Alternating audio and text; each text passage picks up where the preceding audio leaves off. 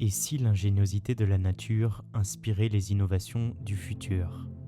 Bonjour à tous, ici Sydney Rostand et bienvenue dans ce deuxième épisode de L'Incroyable Nature, le premier podcast français dédié au biomimétisme et à la bio-inspiration. Plusieurs fois par mois, je vous fais découvrir ce fabuleux univers d'innovation et de technologie inspirée des mécanismes des êtres vivants. Fondateur de Bioxégie, premier bureau d'études et d'ingénierie spécialiste du biomimétisme, je suis convaincu que l'intelligence des fonctions développées et éprouvées par les mécanismes naturels représente un gisement de solutions pour l'humanité. Un savoir-faire inégalé qui offre une véritable opportunité pour nos entreprises de concilier progrès et soutenabilité. Avec mon fidèle acolyte Simon, ainsi qu'avec mon ami Stanislas, nous vous proposons un voyage inédit à la rencontre de ces femmes et de ces hommes qui décryptent et imitent la sophistication des propriétés et principes présents chez les organismes vivants pour concevoir les technologies d'avenir. Biologistes, physiciens, chimistes, éthologues, mais aussi entrepreneurs et ingénieurs, nous vous faisons découvrir les histoires de ces passionnés qui façonnent le futur du biomimétisme. Vous le verrez, face aux défis contemporains, la nature nous livre la plus belle des évidences, 3,8 milliards d'années de recherche et de développement. Je laisse maintenant la parole à Stanislas pour vous présenter notre deuxième épisode ainsi que notre invité du jour. Et comme d'habitude, n'hésitez pas à aller liker et partager notre podcast, le noter avec 5 petites étoiles sur les plateformes d'écoute Apple ou Spotify, et évidemment nous laisser des commentaires, nous serions heureux d'avoir vos retours et vos observations.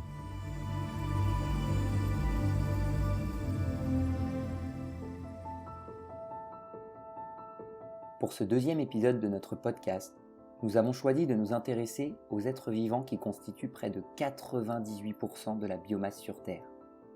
Les végétaux, composés en majorité de plantes et d'algues vertes. Profondément différentes de nous, résolument autres, les plantes sont des organismes mystérieux qui recèlent encore bien des énigmes pour nos botanistes. Il en existe plus de 400 000 espèces différentes. Elles se trouvent sous toutes les formes, dans tous les milieux imaginables. Notre connaissance du monde végétal est encore bien modeste, car nombre des mécanismes qui le régissent, au premier rang desquels figure la photosynthèse, nous échappent encore.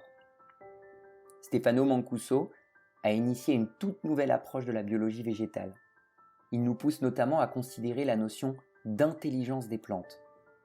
Cette approche inédite et anticonformiste, voire rebelle, lui vaut parfois l'ire de ses pairs, qui refusent l'idée même que les plantes puissent être dotées d'intelligence. D'autres préfèrent alors la notion de capacité ou de faculté adaptative. Irrémédiablement enracinées et incapables de s'enfuir face aux aléas de leur environnement et aux prédateurs, les plantes sont obligées de s'adapter et de déployer un nombre impressionnant de techniques et de tactiques pour capter des informations et signaux, interpréter leur milieu, accéder aux ressources et les transformer, réagir aux dangers et ainsi maximiser leurs chances de survie. Elles savent communiquer, détecter, sentir, entendre et même voir. Ces facultés d'adaptation et stratégie végétale, éprouvées par les mécanismes de l'évolution, sont une aubaine pour le biomimétisme. Il est donc tout naturel qu'elles donnent lieu à de nombreuses innovations et technologies bio-inspirées, inédites et prometteuses, développées par des scientifiques, ingénieurs et entrepreneurs en France et ailleurs.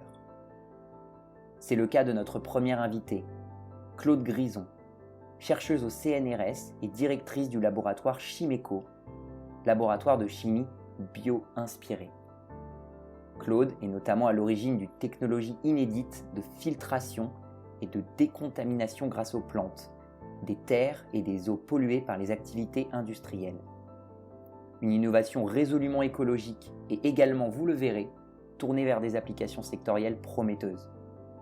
Sans plus attendre, je laisse place à l'interview de Claude pour ce deuxième épisode de l'Incroyable Nature. Je vous souhaite, chers auditeurs, une très bonne écoute.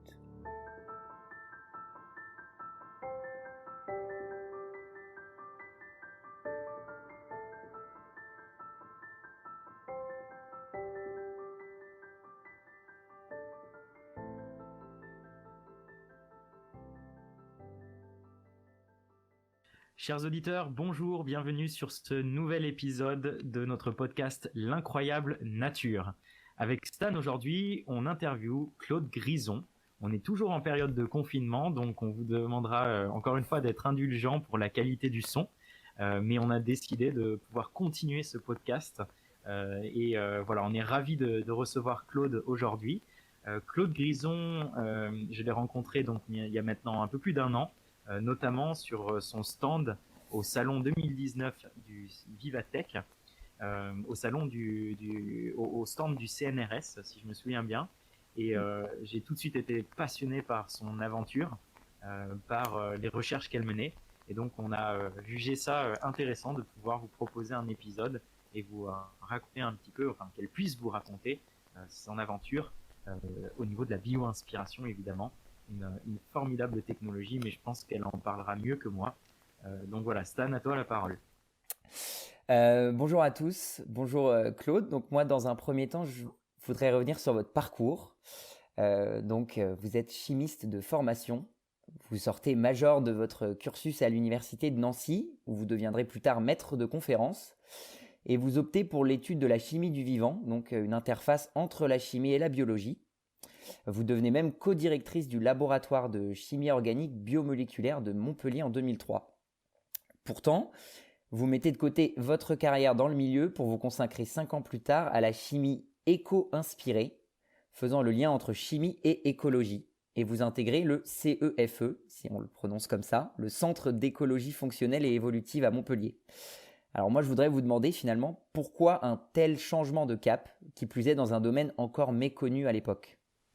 Oui, alors déjà bonjour à tous. Donc ce changement d'orientation en fait est partiel. C'est-à-dire que ce qui m'a toujours passionné, c'est la chimie du vivant, comme vous l'avez rappelé, mais avec une définition d'un de mes collègues que j'aime beaucoup, qui est la chimie du vivant, par le vivant et pour le vivant. C'était un petit peu ma démarche, donc elle a toujours été interdisciplinaire. Dans un premier temps, effectivement, c'est situé à l'interface avec la biologie santé, avec une volonté de participer à la résolution de problèmes infectieux, c'est vraiment à l'ordre du jour. Et puis, cette orientation s'est un petit peu précisée, orientée vers l'écologie, à la suite d'une rencontre avec de tout jeunes étudiants qui préparaient les concours aux grandes écoles et qui avaient choisi de présenter un sujet très ambitieux et très novateur à l'époque, parce que ça fait quand même plus de 10 ans maintenant, qui était « Peut-on dépolluer avec des plantes ?» Ça a été vraiment le point de départ d'un changement de thématique de recherche pour moi. Très belle question, bien sûr, mais les réponses sont difficiles à apporter. J'étais aussi assez loin d'ailleurs de mes préoccupations quotidiennes de recherche. Mais bon, face à la motivation de ces jeunes, j'ai choisi de lire beaucoup dans le domaine, d'approfondir un petit peu cette thématique. Et puis je me suis rendu compte qu'effectivement, il y avait des choses passionnantes à développer. Et j'ai découvert à cette occasion des réponses assez extraordinaires de plantes, d'espèces végétales très particulières qui arrivent à survivre dans des milieux qu'on a complètement contaminés et qui peuvent même aller encore plus loin, non seulement le survivre, mais en plus elles sont capables de dépolluer. Donc pour moi ça a été vraiment un déclic qui m'a montré qu'il y avait des choses absolument, extraordinaires dans la nature, des solutions sous-estimées, peu connues, non exploitées, et qui pouvaient pourtant vraiment révolutionner le domaine et remplacer, se substituer à des méthodes de dépollution qui sont extrêmement lourdes et peu satisfaisantes. Donc, alors si je me souviens bien, Claude, ce que vous m'aviez raconté, c'était que vous étiez allé notamment en Nouvelle-Calédonie en partie pour explorer les réponses des végétaux qui n'arrivent pas à fuir face à des sols qui sont chargés en polluants. Vous m'aviez parlé de certains métaux par exemple. Alors en Nouvelle-Calédonie, le territoire est très intéressant. Pourquoi ? Parce que ça fait des siècles que l'histoire géologique du territoire calédonien a introduit des concentrations en métaux très très élevées à la surface même du sol. C'est la terre du nickel, c'est un des plus gros producteurs de nickel au monde. Donc c'est dû à un phénomène naturel, c'est vraiment dû au contexte géologique du territoire. Alors ce qu'il faut voir, c'est que sur ces terres très très concentrées en nickel, eh bien effectivement il y a des espèces qui se sont adaptées au nickel, qui est quand même toxique, il est toxique pour nous, il est aussi pour les plantes, eh bien certains arbres vivent avec et effectivement sont capables de l'extraire et de le stocker dans leurs feuilles à très haute concentration, comme pour mieux s'en protéger. C'est vraiment un scénario absolument hallucinant, parce qu'on arrive à trouver plus de 20% de nickel dans la sève de ces arbres. C'est une véritable folie végétale, qui est très sophistiquée et que ces arbres gèrent parfaitement bien. Donc si finalement je comprends bien, je sais que vous avez découvert en fait un phénomène, une sorte de processus qui permet de dépolluer les sols en s'inspirant d'arbres ou de plantes qui reproduisent ce système par eux-mêmes. Alors pour être très juste, ce n'est pas moi qui ai découvert l'existence de ces espèces végétales. Mes collègues botanistes ou spécialisés dans ce qu'on appelle l'écologie végétale ont identifié un certain nombre de ces espèces. Mais disons qu'ils les ont plutôt étudiés comme des objets scientifiques exceptionnels, avec une meilleure compréhension de ces espèces. Et pour moi, l'important, c'était non seulement, bien sûr, de s'intéresser à ces scénarios très sophistiqués d'adaptation à la pollution, mais surtout d'en faire un objet de restauration écologique des sols qui sont fortement impactés par la pollution. C'était ça le déclic, c'était d'en faire quelque chose d'utile, et que ça puisse se substituer aux procédés de dépollution de sites industriels dont on pourrait longuement parler, mais qui souvent déplacent un problème et en créent d'autres. Là, on avait une solution naturelle sous les yeux et l'objectif était de prouver que c'était jouable, que ça pouvait devenir une solution d'écologie industrielle pour réhabiliter ces sites. Alors, donc, est-ce que ça a été une réussite pour vous ? Quels sont les avantages par rapport à ces procédés ? Oui. Alors, c'était une réussite, à 2 endroits différents. Donc, vous avez évoqué la Nouvelle-Calédonie. On continue à faire. Ça fait plus de 10 ans qu'on travaille à la restauration écologique des sites miniers en partenariat avec les opérateurs miniers français qui sont présents sur le territoire. Mais donc, on a commencé ce projet plus modestement, en fait, en métropole, dans le Gard. Où là, les opérateurs miniers sont partis depuis longtemps, mais on a hérité de sols qui sont fortement pollués et où on arrive à trouver ce type d'espèces végétales également.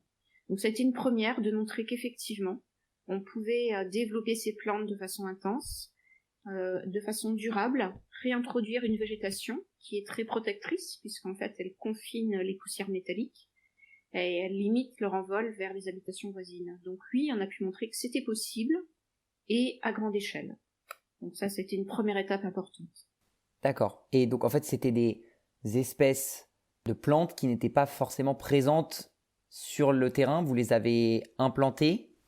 Non, alors je pense que la règle numéro 1, en fait, c'est vraiment d'observer la nature et de développer ces espèces là où elles ont réussi à développer donc une stratégie d'adaptation particulière. On fait pas de transplantation. C'est pas parce qu'on a identifié une plante capable de s'adapter à un sol pollué, par exemple aux zingues, qu'on va la déplacer, aller la mettre sur un site pollué. On fait jamais ça. On commence par une observation du lieu pollué. On fait ce qu'on appelle un inventaire écologique. Donc on essaie de comprendre les espèces qui ont survécu, celles qui ont disparu, celles qui se sont adaptées et celles qui peuvent être le point de départ d'une solution de restauration, de réhabilitation.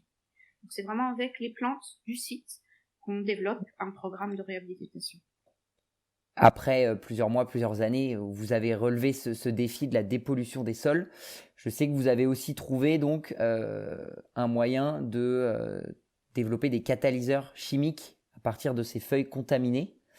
Est-ce que vous pourriez nous expliquer un petit peu ? Oui. Après avoir montré qu'il était possible de restaurer des sols donc avec des plantes locales, particulièrement adaptées à la pollution, il était important de réfléchir à ce que pouvaient devenir ces plantes, qui se chargent en polluants lors de ces étapes de réhabilitation. Donc tout ceci pour plusieurs raisons. La première raison, c'est qu'effectivement, on peut considérer que ces plantes gorgées d'éléments polluants sont des déchets toxiques. C'est d'ailleurs comme ça que certains de mes collègues considéraient ces espèces. Donc c'est une vraie question. Que peut-on faire de ces plantes ?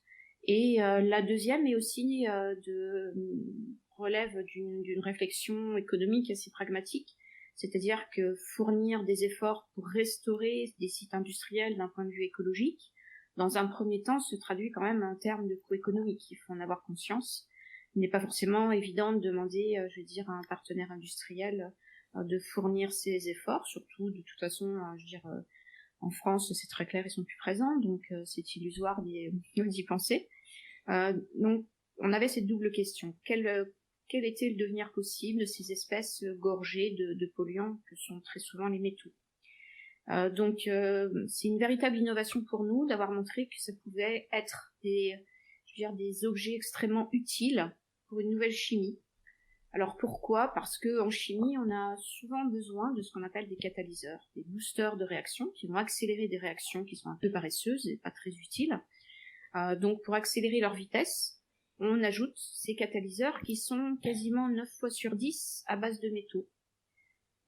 Et quand on y réfléchit, transformer des métaux qui sont présents dans des feuilles en catalyseurs pour la chimie a un vrai sens et très très adapté à cette application.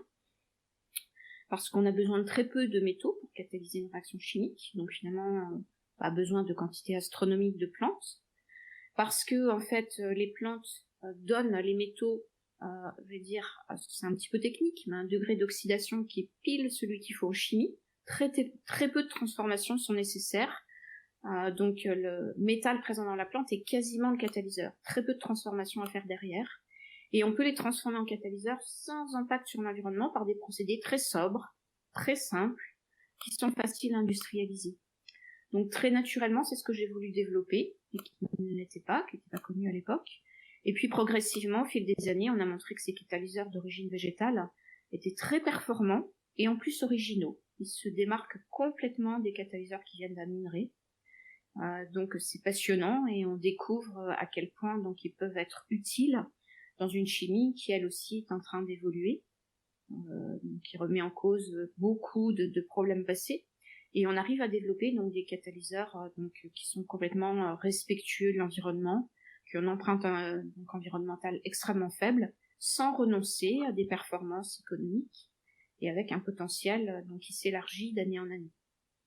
C'est ça que je trouve en fait formidable dans cette approche que vous aviez, Claude, c'est que vous êtes vraiment, en fait, vous vous placez presque dans de l'économie circulaire, ou en tout cas dans de la valorisation presque circulaire, c'est-à-dire que vous avez d'une part la capacité à aller, donc du coup, emprunter à cette ingéniosité, à ce savoir-faire du vivant pour faire de la dépollution, mais vous êtes posé aussi la bonne question, c'est de se dire, l'écologie, on doit pouvoir la combiner avec le pragmatisme économique qui est de se dire, ok, dépolluer, même par les plantes, ça coûte de l'argent, comment est-ce qu'on valorise après? Donc je parle sous votre contrôle. Si j'ai bien compris, vous avez cette capacité des plantes à se gorger de métaux qui peuvent être réutilisés comme catalyseurs pour des produits dans certaines industries. Est-ce que vous pouvez préciser un petit peu les industries qui sont concernées du coup par ces catalyseurs?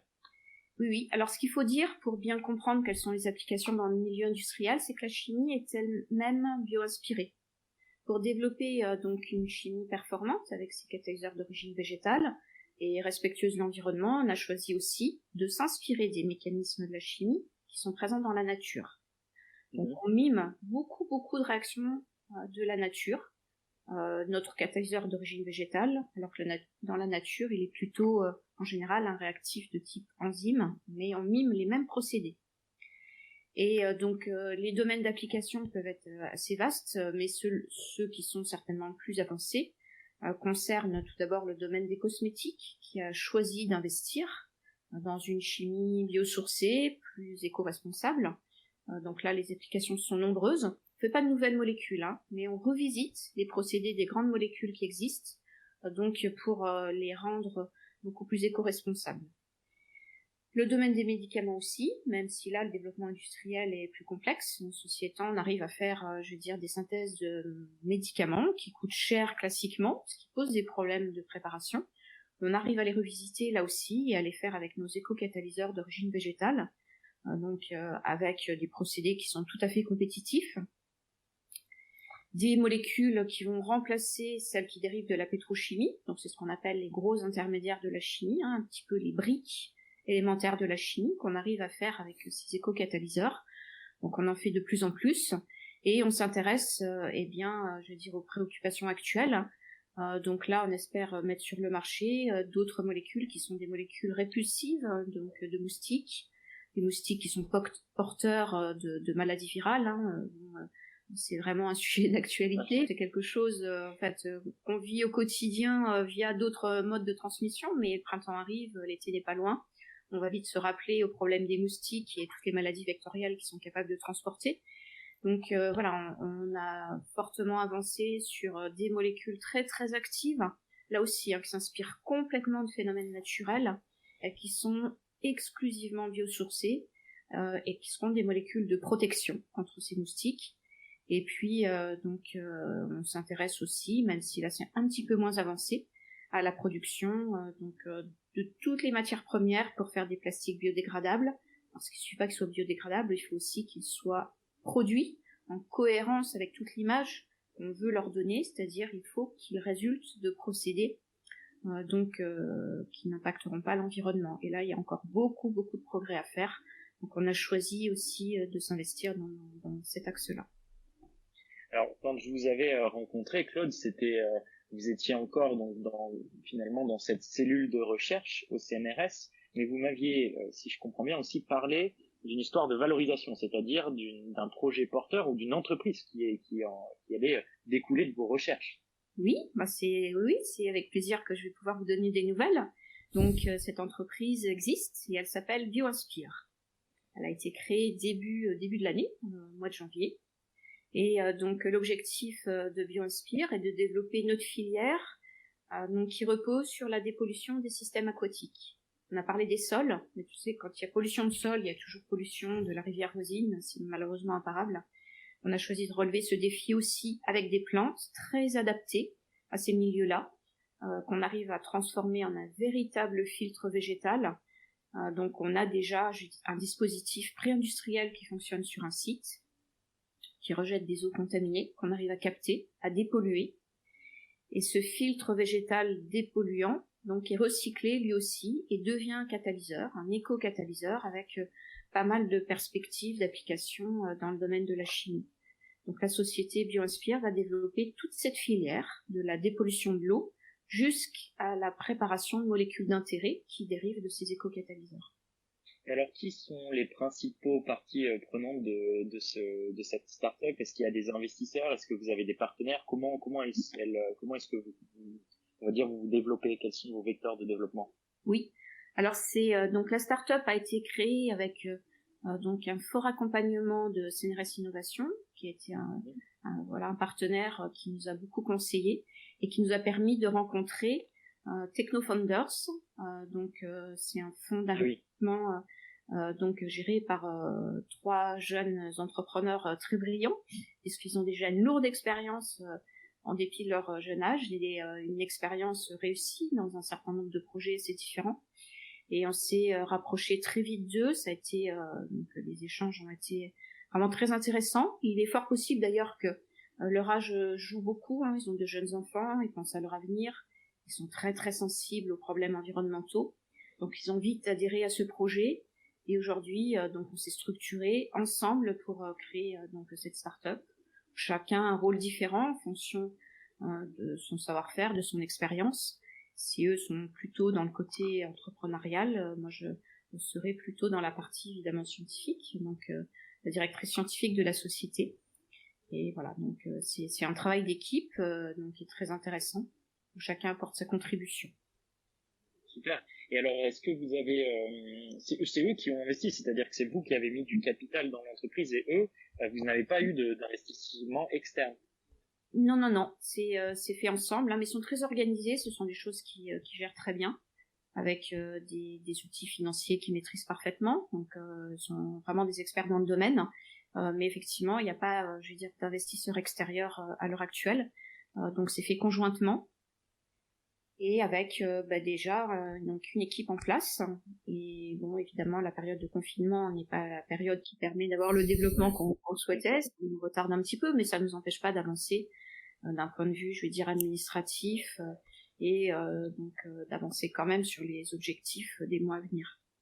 Super, belle expérience à venir. Et alors, est-ce que vous avez déjà des manifestations d'intérêt de la part justement en aval de la chaîne, c'est-à-dire de toutes les industries qui pourraient profiter voilà, des mécanismes de dépollution. Je parle pas encore des catalyseurs, hein, mais tous les mécanismes de dépollution. Il y a des entreprises qui ont manifesté, qui sont venues vers vous et qui ont manifesté leur intérêt. Oui, ça fait déjà plusieurs années en fait qu'on travaille en lien étroit avec des partenaires industriels. Pourquoi ? Parce que pour nous, il était très important de montrer qu'une technologie de laboratoire, de recherche, pouvait être opérationnelle sur des cas industriels réels. C'est très important parce que c'est toujours beaucoup plus difficile. Donc très tôt, on s'est rapproché de partenaires industriels qui avaient des problèmes d'effluents à traiter et qui étaient intéressés par une démarche écologique, inspirée de la nature. Ils étaient motivés par cette approche et donc on a travaillé ensemble et on continue à le faire. Donc à travailler vraiment collectivement, à travers un gros projet de collaboration pour montrer que tout ce procédé est faisable industriellement, à grande échelle. On n'est plus dans l'ordre du rêve et des premiers résultats de recherche, on est assez avancé, on a quand même un pilote qui tourne au milieu naturel, hein, donc c'est déjà le niveau pré-industriel. Et on continue à travailler en partenariat donc, avec l'industrie, c'est très important de montrer à chaque fois la faisabilité, c'est ce qui apporte de la crédibilité à un projet et qui montre aussi qu'il a un véritable avenir au niveau industriel.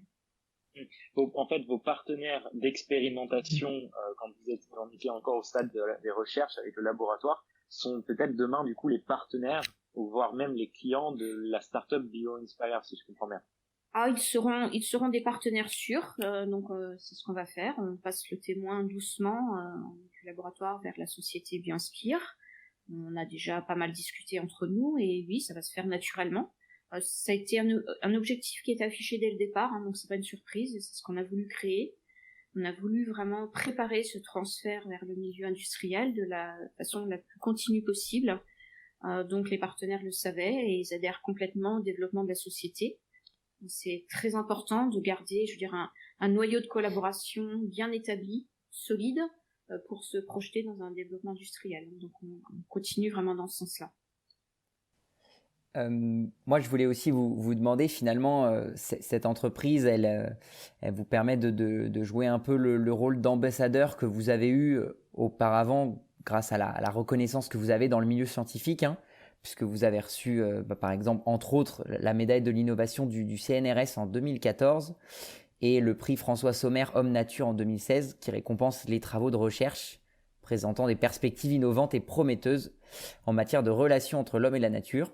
Donc, est-ce que aujourd'hui vous jouez finalement un rôle d'ambassadeur grâce à votre entreprise, grâce à votre passé, vis-à-vis de la société et du milieu scientifique, montrer qu'il existe des solutions écologiquement responsables à développer? Oui, c'est quelque chose qui est important pour moi, c'est-à-dire qu'il suffit pas d'avoir des résultats confinés dans un laboratoire ou qui sont publiés dans une bel article scientifique. Pour moi, c'est insuffisant. J'ai un petit peu une conception qui n'est pas forcément partagée par tous, mais de ce que j'appelle le chercheur citoyen. C'est-à-dire qu'il faut absolument essayer de transférer ces résultats vers la sphère socio-économique à chaque fois que c'est possible. Ça demande des efforts, ça conduit parfois à des échecs ou à des déconvenus, et c'est un effort nécessaire qui donne tout son sens à nos activités de recherche. Il faut montrer qu'elles sont utiles. Là, on en a et c'est très important d'accompagner tous ces résultats vers l'entreprise.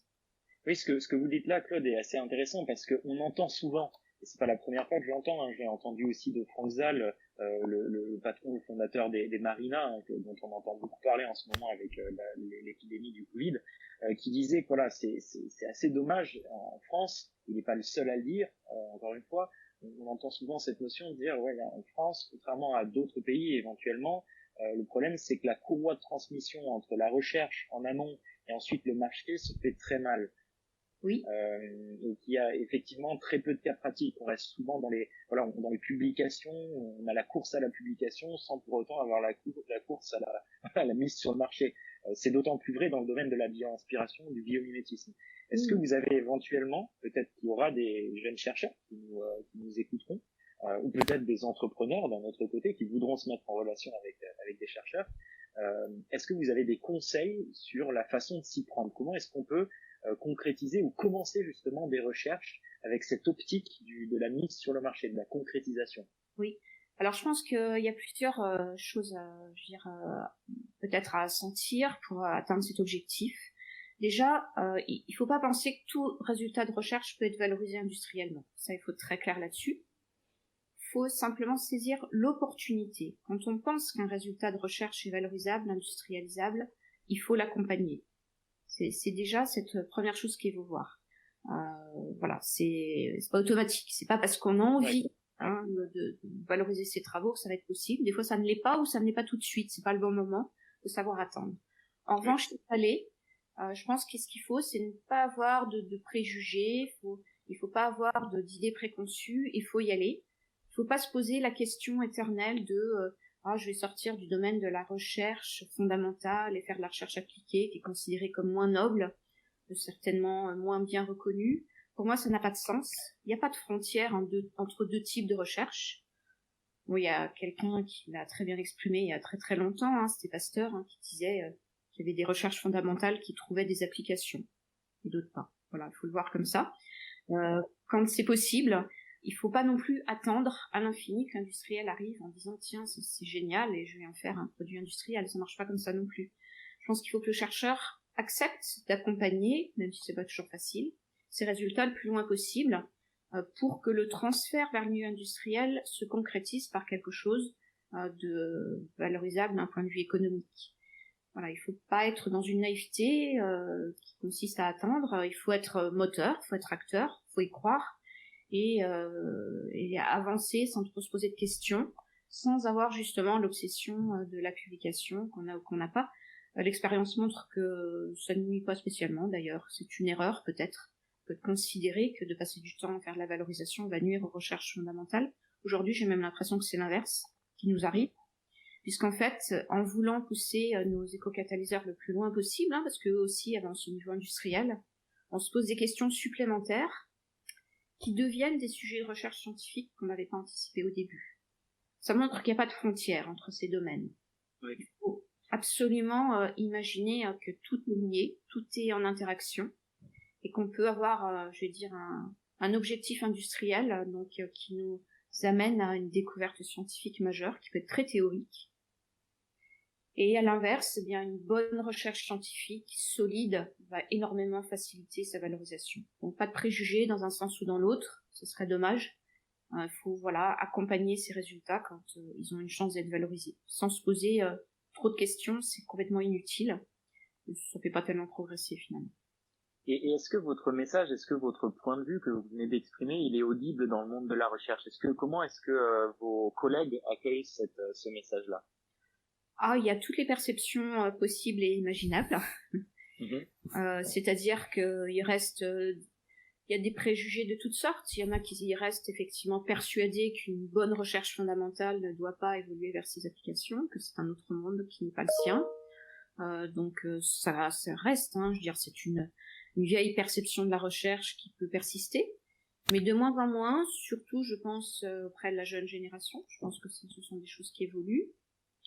Il y en a qui perçoivent effectivement, et c'est ce qu'on cherche à démontrer nous au niveau du labo, que l'expérience de la création d'une entreprise, des relations avec le milieu industriel peuvent être aussi des expériences positives, réussies, stimulantes. En tous les cas, ce que je veux dire, c'est qu'elles sont motivantes pour les chercheurs du labo. Il y a beaucoup de tout jeunes, et je pense qu'ils sont super heureux de se dire que leur recherche va servir à quelque chose, et va peut-être devenir une réalité industrielle. Je pense que c'est hyper motivant. Et plus ils l'accompagnent, plus elle se rapproche de leur éthique de départ. C'est ça qu'il faut savoir aussi. Donc s'investir dans la valorisation de ces travaux, c'est important.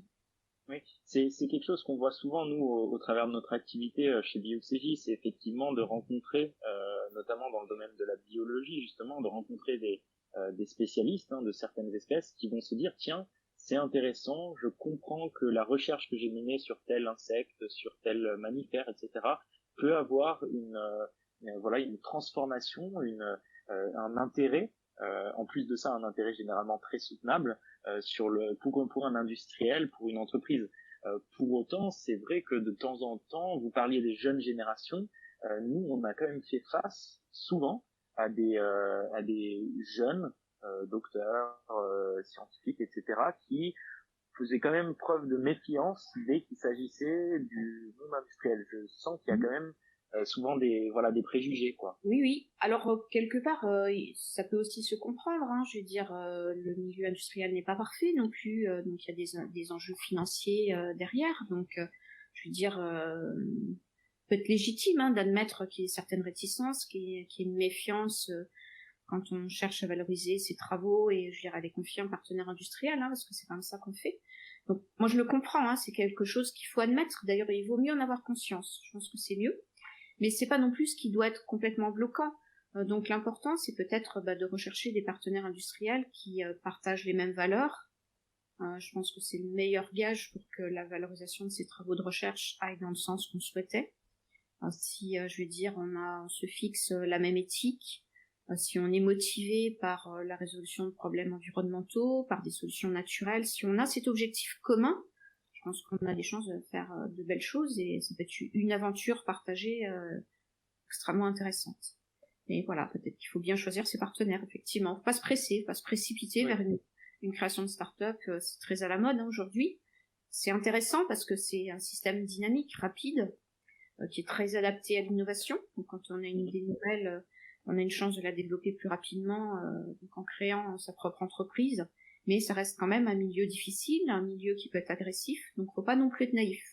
Faut trouver la juste attitude, la position la plus équilibrée. Alors bien sûr, elle n'est pas facile à trouver, hein. Mais ça vaut le coup d'être tenté, en tout cas. Ouais. Il y a souvent aussi, je voudrais avoir votre avis là-dessus, derrière cette méfiance, derrière les préjugés qu'il peut y avoir entre des mondes qui sont très différents. On se dit souvent, voilà, le problème c'est aussi le silotage qu'il y a à la base lors des études. Stan et moi, on est tous les deux issus d'une école de management. Dans les équipes de BioXJ, vous avez des biologistes, vous avez des ingénieurs. C'est des mondes que moi-même, en tant que jeune entrepreneur, je découvre avec des perceptions de la réalité qui sont très différentes, des méthodes d'innovation, des méthodes de recherche qui sont très différentes. Je voulais savoir comment est-ce que selon vous, on pourrait améliorer justement la communication lors des études entre ces différents mondes, désiloter un petit peu toutes les disciplines. Oui, tout à fait. Disons que je pense que mon expérience personnelle m'a aidée. C'est-à-dire que je pense que d'un point de vue personnel, ce qui m'intéressait, c'est ce qui était très fondamental, hein, voire même théorique à la base, c'est ce qui m'attirait. Mais pour des raisons très pragmatiques, il se trouve que j'ai fait mon stage postdoctoral en milieu industriel. Ah oui. Voilà, et je pense que ça a été quelque chose d'important, parce que j'ai découvert un milieu industriel que je ne connaissais pas. J'ai eu la chance de tomber dans une entreprise qui faisait de la recherche et de la R&D de qualité, avec de très bons scientifiques, hein, il en existe aussi dans l'industrie, hein, qui sont excellents, hein, qui auraient pu être aussi très très bons chercheurs, faut déjà admettre ça. Et pour moi, ça a été une relation vraiment intéressante, qui m'a permis de voir un milieu industriel qui correspondait plus à mes attentes, donc ça a été une expérience réussie. D'ailleurs, on a travaillé pendant 13 ans derrière, en collaboration, même quand j'ai intégré le laboratoire de recherche à Nancy. Donc c'est une expérience qui s'est poursuivie très très longtemps et qui permet de mieux comprendre les contraintes du milieu industriel. Et à l'inverse, il est important que le chercheur côtoie l'industriel pour qu'à l'inverse, l'industriel comprenne aussi mieux ce qu'est la recherche. En fait, c'est souvent une incompréhension d'objectifs, de méthodes qui crée des frontières et qui gêne au transfert des résultats et qui crée des incompréhensions ou des déconvenues. Donc je pense que aller déjà s'immerger dans le milieu industriel lors de sa formation, c'est quelque chose qui me semble souhaitable et intéressant. Et à l'inverse, peut-être aussi des étudiants d'école de commerce qui font des stages dans des milieux de recherche, ça peut être intéressant aussi. Ah oui. Jamais à le faire en tout cas. Oui, alors ça, je suis complètement d'accord parce que je rencontre aussi beaucoup de jeunes qui ont une formation comme la vôtre. Il y a un côté super séduisant, c'est très dynamique. Et donc effectivement l'envie d'entreprendre, de créer, donc ça c'est vraiment très satisfaisant, ça fait plaisir à voir, mais c'est vrai aussi qu'il y a aussi besoin d'un certain réalisme scientifique pour comprendre les difficultés des résultats pour leur valorisation, hein. Donc effectivement, hein, ça doit fonctionner dans les deux sens. Voilà, il faut côtoyer ces mondes différents qui résonnent différemment et c'est un peu ça aussi l'interdisciplinarité, hein. C'est mélanger des approches, des raisonnements et des modes de fonctionnement qui sont complètement différents. Chacun a quelque chose à apporter à l'autre. Et plus on se côtoie et plus on échange, et mieux ça vaut, hein, mais c'est même vital. Donc, qu'est-ce qu'on fait, Claude? Alors, à ce moment-là, on écrit un rapport pour le ministère de l'Éducation nationale ou de la Recherche et de l'Innovation. Je sais pas, parce que je connais des personnes bien placées au ministère de la Recherche qui en sont convaincues. D'accord. Après, tout ne dépend pas que d'une personne, hein, c'est souvent plus compliqué que ça. Donc pour moi, la meilleure façon de procéder, c'est par l'exemple réussi, pour donner envie aux autres de faire pareil. Je pense que c'est la meilleure stratégie.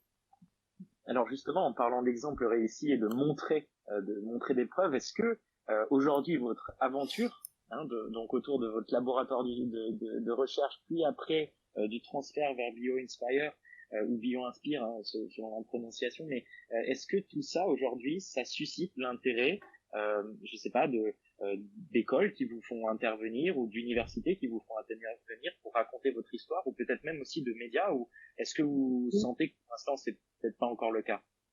Ah si, je suis très très très sollicitée, je veux dire ça devient même un problème.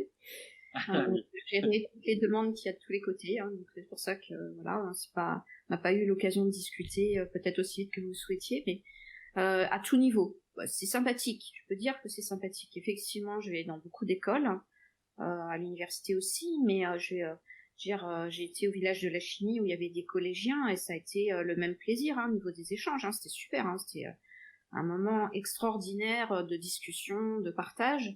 Je vais aussi dans des associations, je vais dire, très diverses. Certaines sont assez culturelles, philosophiques ou très ouvertes, dans des milieux extrêmement différents, avec, je vais dire, le même enthousiasme. Donc, c'est passionnant, c'est extrêmement riche. On en tire toujours quelque chose au quotidien après. Il reste toujours la petite question à laquelle on pensait plus, qui nous rappelle à certaines réalités, ou une question naïve qui est finalement fondamentale. Donc c'est extrêmement intéressant d'aller discuter un petit peu partout. C'est simplement très envahissant au quotidien et parfois un petit peu difficile à réaliser, je veux dire, en harmonie avec la lourdeur d'un labo de recherche. Le travail est lourd, et puis aussi la création d'une société, des partenariats, des recherches de financement, enfin, tout ce que sous-entend l'activité quotidienne du chercheur. Donc c'est lourd, mais c'est passionnant. Alors comme vous le savez, on voudrait parler, nous on parle de biomimétisme dans notre podcast, c'est effectivement un des sujets principaux de nos podcasts. Qu'est-ce que vous aujourd'hui vous retirez, qu'est-ce que vous pensez du biomimétisme en France? Est-ce que vous avez un avis là-dessus que vous souhaiteriez partager?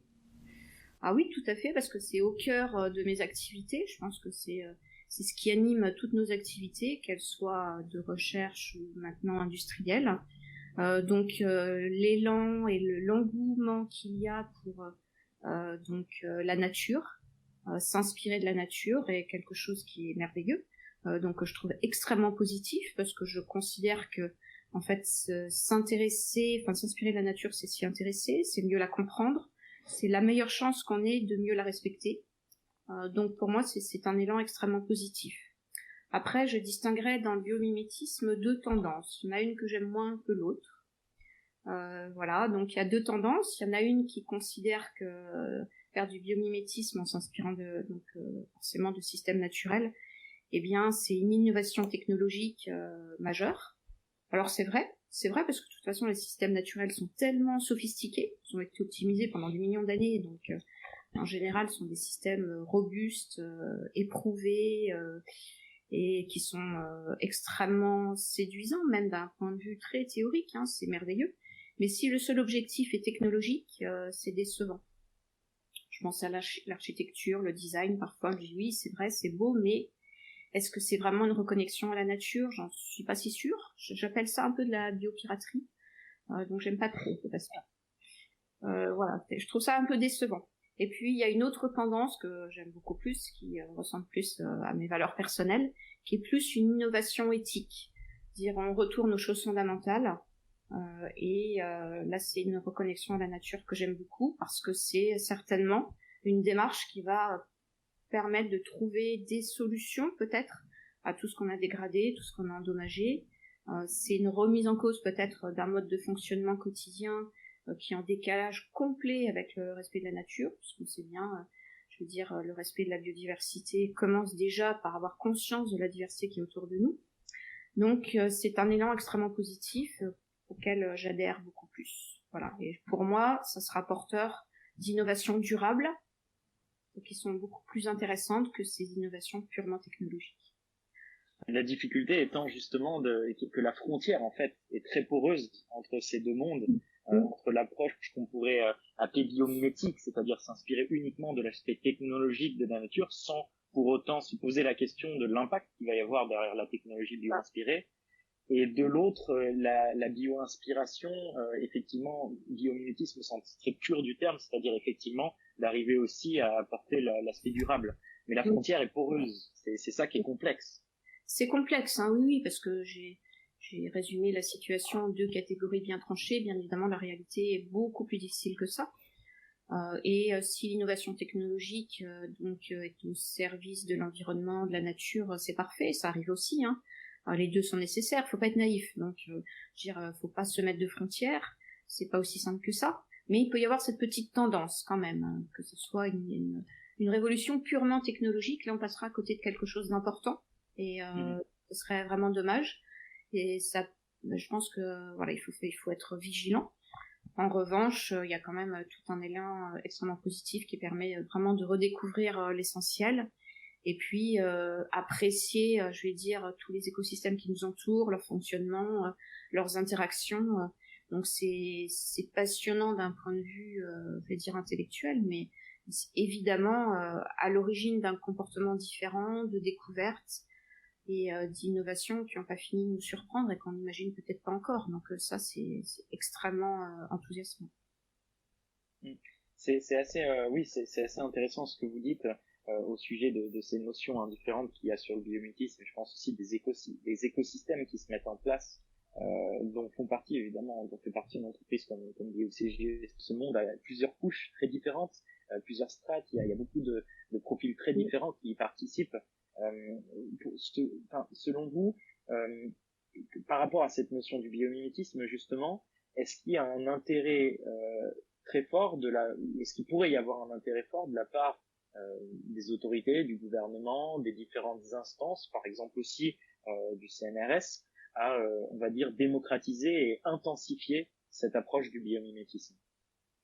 Oui, je pense que la volonté existe déjà. Donc le CNRS s'est doté d'un programme de recherche entièrement dédié au biomimétisme, qui s'appelle Défi biomimétisme. Donc il en est à sa 2e année. Ce que je trouve intéressant, en fait, c'est qu'il y a des chercheurs de toutes disciplines. Déjà, ça c'est une réussite.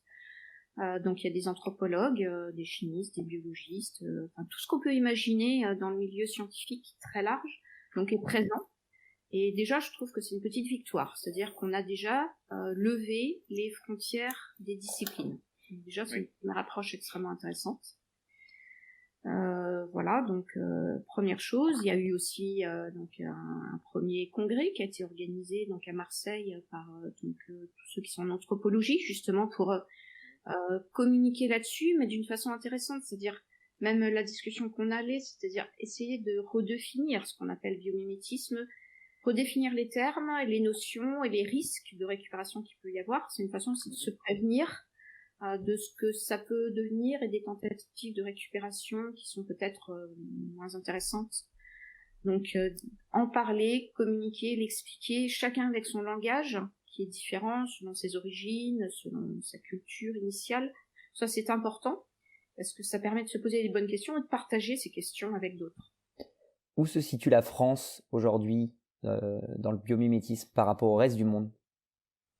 Alors parfois on dit qu'on est plus ou moins en retard par rapport à nos voisins, notamment allemands, anglo-saxons. Alors c'est possible, peut-être parce que on a moins bien communiqué sur ce qui est fait. Je pense qu'il se fait de belles choses en France, qu'on le sait peut-être au moins, qu'on l'explique moins bien. Je considère que c'est quand même relativement intéressant. Je vois auprès de mes collègues des entités de recherche, d'enseignement supérieur qui sont extrêmement variées. Tout le monde s'y intéresse aujourd'hui. On essaye même, d'intégrer le concept du biomimétisme dans la formation des jeunes. Donc il y a une ouverture, il y a une sensibilisation, c'est en train de bouger énormément. Ça pour moi c'est quelque chose qui est intéressant. Alors on a certes pris peut-être, effectivement, un petit peu de retard par rapport à certains de nos voisins, Bon, c'est pas grave, est-ce qu'il faut être le plus performant et le meilleur à tous les coups? Pas nécessairement. Ce qui compte, c'est peut-être la qualité de ce qui se fait dans le domaine. C'est peut-être encore plus important. On espère bien justement que votre aventure y contribuera avec BioInspire. Justement, en parlant de vos collègues, j'avais rencontré, donc on a eu un des premiers épisodes avec Stanislas, on a eu Agnès Guillot et Jean-Arcadie Meyer avec nous, qui ont écrit ce fabuleux livre qui est aux éditions CNRS, L'or vert, quand les plantes inspirent l'innovation. Vous en aviez entendu parler ? Alors j'en ai entendu parler par les réseaux du CNRS, voilà, typiquement, c'est quelque chose qui est resté un petit peu entre nous, donc ouais, c'est-à-dire que l'information n'est parvenue par des réseaux, nationaux, donc on arrive à percevoir ce genre d'ouvrage. Peut-être qu'effectivement ça mériterait d'être encore peut-être divulgué davantage pour le partager vis-à-vis d'un public plus élargi, mais c'est effectivement un ouvrage qui est très intéressant. Nous-mêmes, en tant que scientifiques qu'on considère un peu comme science dure, on a la chance d'accueillir quelqu'un que vous avez peut-être rencontré, je pense d'ailleurs, c'est Lorraine Camilli, qui fait sa thèse au QV, et non, qui oui, donc dont le directeur de thèse donc est au CBIOS aussi. Et donc elle est anthropologue. Qui aurait dit il y a 5 ans pour nous qu'une anthropologue allait venir passer une partie de sa thèse chez nous? Enfin, c'était quelque chose qu'on n'imaginait pas. Et la première fois où elle est venue au laboratoire, je ne sais pas du tout comment des chimistes allaient percevoir, la présence d'une anthropologue qui allait aller mettre son nez partout, poser toutes les questions qui peuvent déranger. C'était même quelque part vraiment une interrogation. Enfin, moi j'aimais bien discuter avec elle, mais je ne savais pas comment elle serait accueillie. C'était tout nouveau. Et puis finalement, elle s'est laissée prendre au jeu, et puis voilà, elle va faire la moitié de sa thèse au labo, et elle vient avec nous partout. On voit que ça évolue, on est franchement dans un monde où on considère qu'il faut beaucoup plus écouter celui qui vient d'une autre discipline, d'une autre culture, qui a des tas de choses à apporter, et le biomimétisme est au cœur, en fait, de cette interdisciplinarité, ou de cette relation sans frontières, sans préjugés, d'origine, de discipline, de tout ce qu'on veut. Parce que la nature est par excellence même un monde en interaction avec des espèces extrêmement variées. Pour comprendre cette nature, il faut vraiment ouvrir son esprit, il faut tout écouter.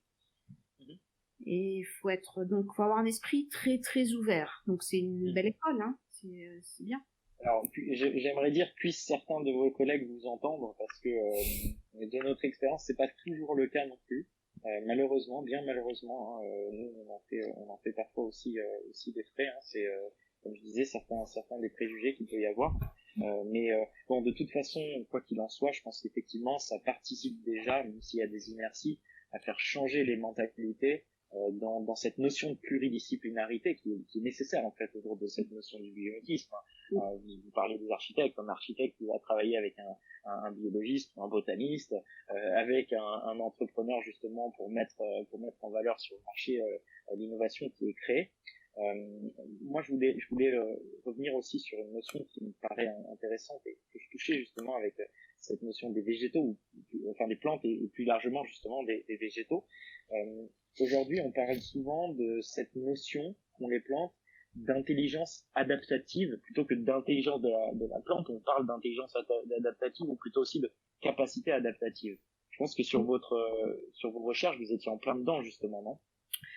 Alors oui, concernant en fait les plantes terrestres donc qui sont capables de survivre en milieu extrêmement pollué où aucune forme de vie classique ne devrait exister, sont vraiment le reflet effectivement de capacités d'adaptation remarquables, de stratégies même. Moi je parle de stratégies d'adaptation qui sont absolument exceptionnelles, qu'on n'a même pas imaginé comme étant possibles. Donc effectivement, alors j'irai pas dire jusqu'à intelligence parce qu'après on est déjà quelque part en train de personnifier un petit peu donc une espèce végétale, donc j'irai pas jusque là, mais oui, les stratégies d'adaptation de certains organismes au milieu qu'on a perturbé donc sont absolument exceptionnelles, et c'est ça pour moi qui est plein d'avenir, c'est d'être capable d'apprécier leur juste mesure et de bien comprendre ces phénomènes d'adaptation, toutes les espèces, soit végétales, microbiennes ou autres. Voilà, les comprendre pour pouvoir peut-être les utiliser à bon escient en les respectant, mais en les utilisant pour restaurer tout ce qu'on a détruit.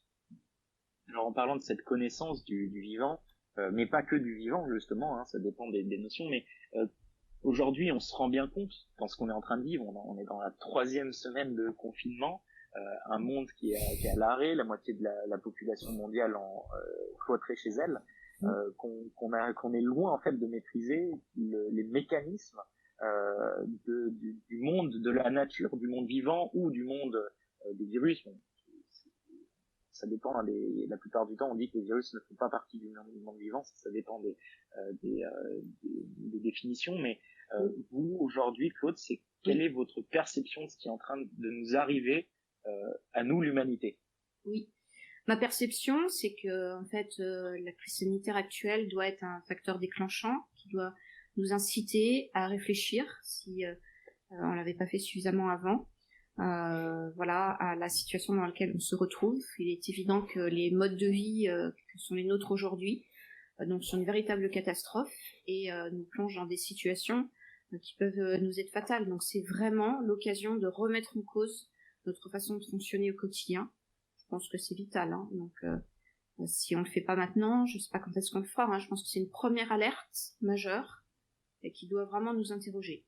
Donc ça, je pense, ce serait déjà quelque chose d'intéressant qu'on soit capable vraiment de penser à ce qu'on a construit, au monde qu'on s'est construit pour voir où on en est aujourd'hui. Donc il est vraiment urgent d'y penser et de réfléchir à d'autres modèles de fonctionnement.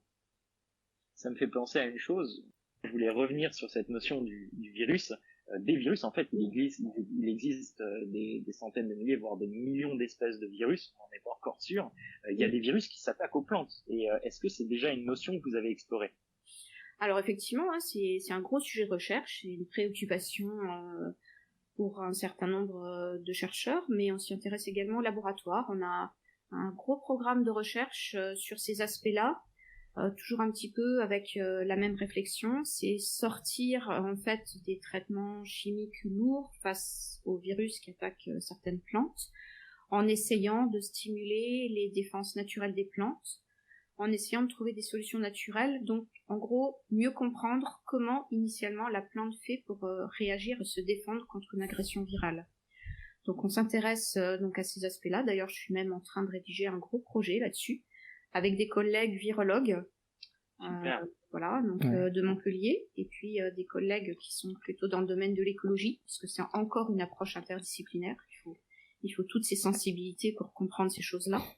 Donc oui, on recherche des solutions qui s'approchent le plus des stratégies d'adaptation de la nature, le plus possible. Utiliser toutes ces astuces de la nature pour lutter, se protéger contre ce type d'agresseur. Donc pour ça nécessite de très bien comprendre ces phénomènes naturels. Donc c'est un très très gros travail de recherche fondamentale pour pouvoir déboucher vers des solutions concrètes. Mais on s'y intéresse. Génial, génial. Alors moi je voudrais finir sur une question qu'on pose toujours pour clore ce podcast, Claude. Est-ce que vous avez éventuellement, pour les auditeurs qui nous écoutent aujourd'hui, des livres à recommander qui vous ont de façon spontanée, mais qui vous ont particulièrement marqué sur tous les sujets, pas que sur les végétaux, pas que sur la dépollution, etc., mais sur tous les sujets, peut-être même aussi l'entrepreneuriat, des choses qui vous ont vraiment marqué, des livres que vous souhaiteriez recommander. Donc mon livre de chevet, du coup, en ce moment. Bon, c'est un livre que j'aime bien pour différentes raisons. Déjà, je vais vous donner son titre et ça va vous éclairer un petit peu sur son contenu et tout ce qu'il peut apporter. Donc, Jamais seul. Ah oui. De Marc-André Sellos. Donc, oui, attendez, je vais vous mettre ma caméra comme ça, vous allez voir, je l'ai juste à côté de moi aussi. C'est vrai? Oui, regardez, Jamais seul. Et ben voilà.